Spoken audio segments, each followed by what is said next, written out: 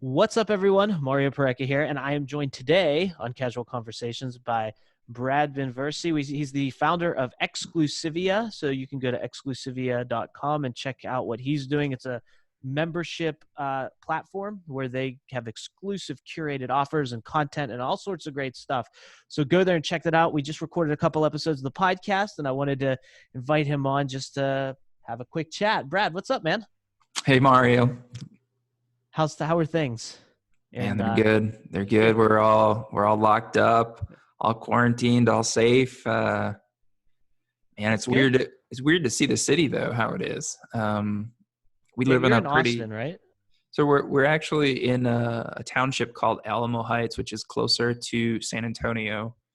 And we live in an area that's like an apartment complex above like a bunch of retail shops. So we've got like Five Guys and a bunch of boutique shops and a lot of activity usually in our little neighborhood where we're at. But it's amazing because we get downstairs and my wife and I will go for walks maybe once or twice a day just to get out of here and do something.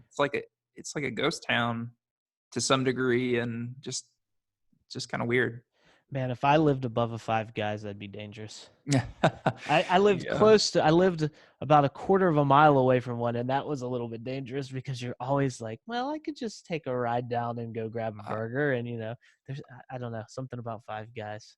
no, yeah, my wife is a big Five Guys fan. We have all the food you could ever imagine. We have a Whole Foods across the street. We have a Trader Joe's downstairs underneath us. And we have an HEB, which is like the local Texas grocery store, maybe half a block away. So all three of them are just right next to us. You're set. Trader We Joe's, are, do they deliver? They could just like bring it upstairs. yeah. I don't. We walk downstairs. I don't know if they do deliver, but yeah, we do walk downstairs Do to they get it. have all the things in place where they can only let so many people in at a time and all of that stuff right now? They do, Yeah, they that's do. But good. I really like Trader Joe's compared to the other ones. Not that I don't like the other ones necessarily, but what I like is that Trader Joe's only has a handful of different items in, like, if you go to the meat department, there's like 5 to 10 maybe types of meat, period.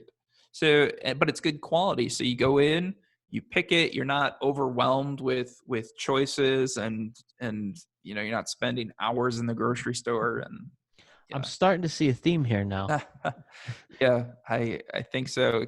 When you look at exclusivity, that's kind of what we've built too. And maybe it's just me being Was maybe it's just me that can't handle all the noise, but man, I just, there are some days where I feel completely overwhelmed with options and choices. I remember we went to, so this is a little riff off of the curation, but we went to Paris and London and Europe a couple of years ago. My wife and I, and when we went there, it felt like the whole world, the whole city was like screaming at you to come to their place, to buy their shop goods, to whatever. And if you didn't, you'd almost like put on blinders to figure out what you actually wanted to do. I think, I think successful people in general, they're pretty good at putting the blinders on and saying no to things, because it's really easy to get distracted, lose focus, and all that stuff as well. So I think in your field of investment, because that's where you started, right? In mhm, investment, I think yeah. you have to be good at that because I personally don't know nearly as much about finance as I should in that realm, and Mhm. but I was blessed because my best friend is a finance guy, and so I Yeah. would trust him with my life, let alone my finances. So I'm Mhm. usually just like, here, go do this, and he does that for me, so I don't have to worry about that. But Mhm. I know that when you're in that field, there's a lot to keep track of and a lot of noise going on with all the different That's products, all the horrible. different options, all the different changes that happen on a consistent basis. So you have to train yourself to be good at cutting out the noise, getting to the point, making things happen. Because if you can't do that, you're not going to have very many clients for very long, right? Yeah. And if you're talking just financially, what I've tried to do and what I would encourage anyone to do is come up with some core beliefs and core strategies that you're going to stick to no matter what. Now, within those strategies, there might be some wiggle room as far as, hey, one of these 10 investment strategies might make sense in that category. But me and myself and my family, we are saying, hey, I'm allocating this much always to this. I'm allocating this much always to that. And especially if you're a business owner, you're going to take a lot more risk than most people. Um, a lot of illiquid risk. It's not easy to sell a business. A lot of the assets are intangible and goodwill. And some of the ones that are capital intensive, man, you can't move them. So you're taking a lot of risk already. So that's how I've tried to cut the noise in my own life, because it's again, the market's up and down every day, and Bloomberg and all these things are, sending you notifications, and you can feel panicked and overwhelmed, and I think it just causes you to make bad decisions. Have you always had the entrepreneur spirit, or is that I something that have. just kind of came out because, finance, you can be an entrepreneur and be in the finance sector if you have your own practice and you start your own shop.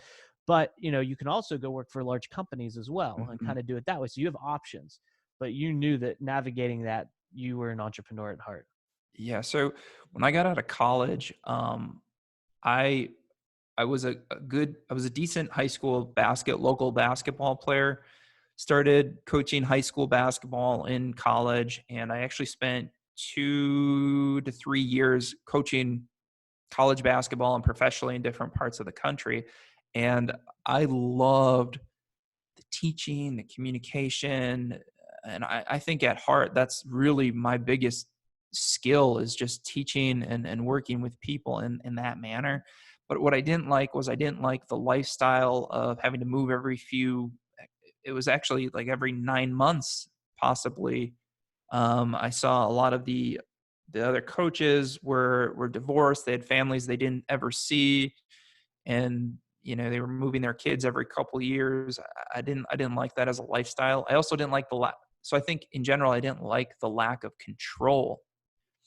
And so when I stopped doing that, moved right into a energy entrepreneurial endeavor. We raised private equity and tried to buy a big biodiesel facility out in the Passaic River in New Jersey. This was a big plant too. It had been destroyed by the hurricane. I forget the name of the hurricane that went through.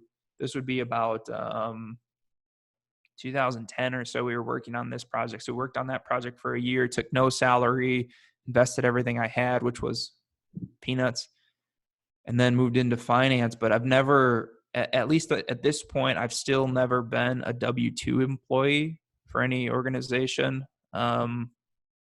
Since my menial salary that I used to get with college basketball, which if you're starting out, it is menial. It is small. You had to get resourceful, huh? Oh man, I look at what we have now, and I think, just think back to those days. I remember one year my salary was like 8 grand.